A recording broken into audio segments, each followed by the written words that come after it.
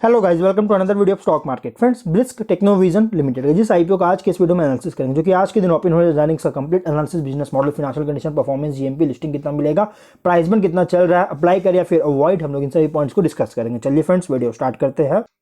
तो गाइस, ये जो आईपीओ है ये एक एसएमई कैटेगरी का आईपीओ है, और अगर हम इसके बिजनेस की बात करेंगे तो ये कंपनी जो है information technology solutions corporate clients को इंडिया में प्रोवाइड करने में स्पेशलाइज है ये कंपनी।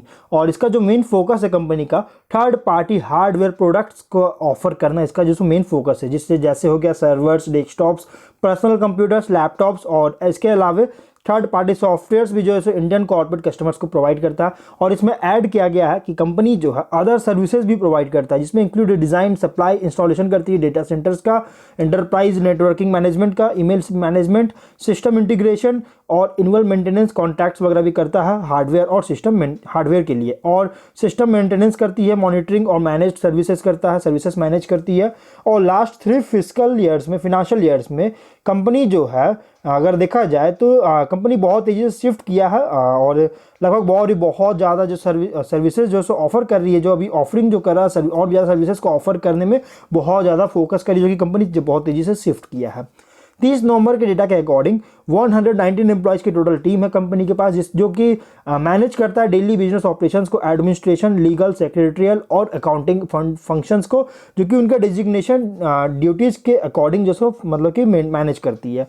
और क्लाइंट्स की बात करें कंपनी के, तो इसमें इंक्लूड है Saraswat bank, IPCA laboratories, DNS bank, Ambernath, Jai Hind co-op bank, Bharat gears और एसवीसी बैंक है, इन Inox air products, union bank of India, सीरो, वॉकहार्ट, जोरास्ट्रियन बैंक और एशियन हार्ट इंस्टीट्यूट और न्यू बॉम्बे हॉस्पिटल जैसी कंपनी जिसके क्लाइंट्स है।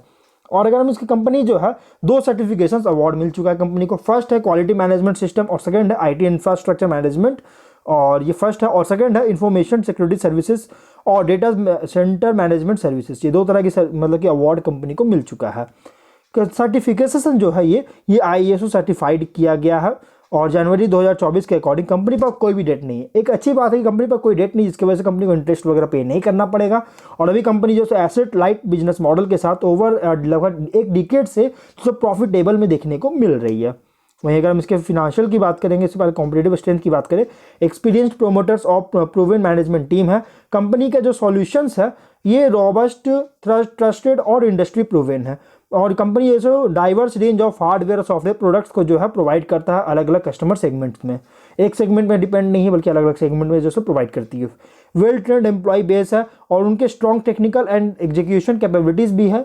एक कैश रिच कंपनी है, जो कि मतलब मोर देन एक डिकेड से एवरी ईयर कंपनी प्रॉफिट की ओर बढ़ता हुआ नजर, मतलब कंपनी को कोई भी लॉस नहीं बल्कि प्रॉफिट की ओर ही देखने को मिला है। कंपनी का लगभग 1 डिकेड से भी लगभग 10 साल से भी ज़्यादा जो है सो कंपनी में जो है सिर्फ प्रॉफिट देखने को मिल रही है। प्रोमोटर्स क्या है, कौन है, तो शंकर नारायणन और राम सुब्रमण्यम, गणपति चित्रंजन केनारके इसके प्रोमोटर्स है।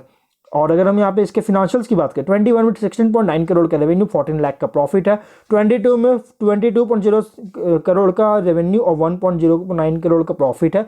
23 में 18.4 करोड़ का रेवेन्यू, 1.9 करोड़ का प्रॉफिट है।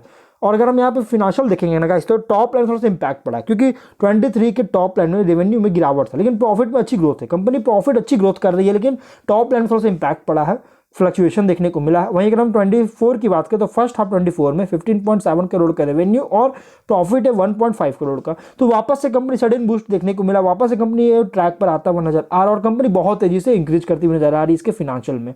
और अगर हम इसकी बात करेंगे कंपनी के रेशियोज का, तो ROE है 41.56% का, ROC 54.71% का, डेट इक्विटी एकदम नहीं है, 0.03 का देखने को मिल रहा है।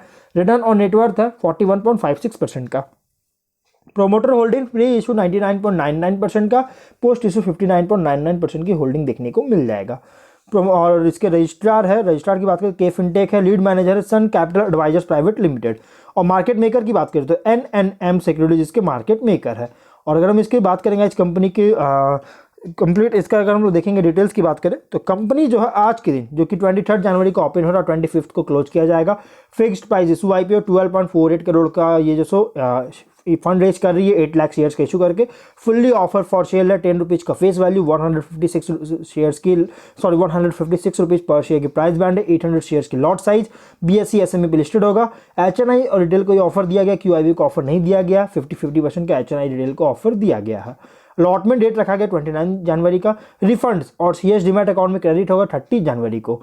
31 जनवरी को लिस्टिंग डेट रखा गया है।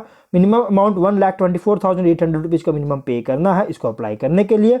ऑब्जेक्टिव क्या है, तो कोई भी ऑब्जेक्टिव नहीं, क्योंकि कंपनी कोई फंड्स जो है सो अपने पास नहीं रखेगी। ये ऑफर फॉर सेल है, तो कंपनी का जो फंड्स होगा ये कंपनी जो है सो इन्वेस्टर के पास जाएगा और इसलिए कंपनी फंड्स का यूज़ नहीं कर पाएगी। लेकिन कंपनी जो IPO ला रही है इसलिए ताकि अपने ब्रांड इमेज को इन्हांस कर सके और इसकी विजिबिलिटी को और कुछ जो इक्विटी शेयर्स में जो लिस्टिंग होने से जो बेनिफिट मिलता है उसको अचीव कर सके। और अगर GMP की बात करें तो उसका GMP अगर हम देखेंगे तो अपडेट नहीं किया गया, इसके अगर हम लिस्टिंग बता पाना पॉसिबल नहीं है। बट ये एक हाईली कॉम्पिटिटिव फ्रैगमेंटेड सेगमेंट में बिजनेस कर रहा है जो कि IT सॉल्यूशंस और उससे रिलेटेड सर्विसेज प्रोवाइड करती है।